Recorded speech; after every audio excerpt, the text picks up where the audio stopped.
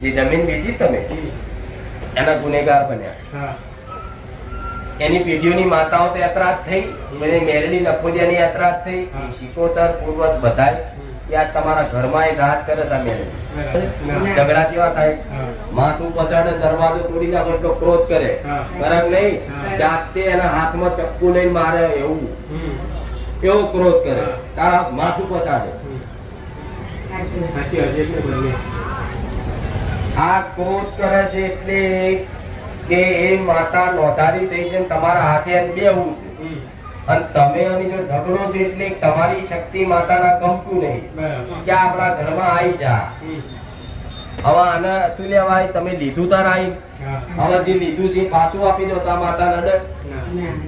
લીધું છે પાછું આપી દો અને એનો વ્યવહાર કરી દો અને છૂટા થઈ જાવ. તમારી માતા કોડા હોડે ગળાય કે રાજી થઈ ના આવે તો મેળવી મળી કહેતા હતા કે અમારે શું દુઃખ છે. આ તો મનમાં ચાલતું હતું કે આ જ વાત આવશે, એવું હતું ને મનમાં. ગમે તાર રાગ આવવાનું છે, બીજું કોઈ વાત આવશે નહીં. તો એ જ કહું, બીજું ગવાય નહીં. હવે વાપરો એ જમીન વેચી છે ને, એને ચો વેચીએ ભલે, પણ આવું જો એવું કે છે કે આ જમીન જ મારે તો પાછી જોઈએ, મારે ચો પૈસા આલ્યા છે, મારે તો જમીન જોઈએ.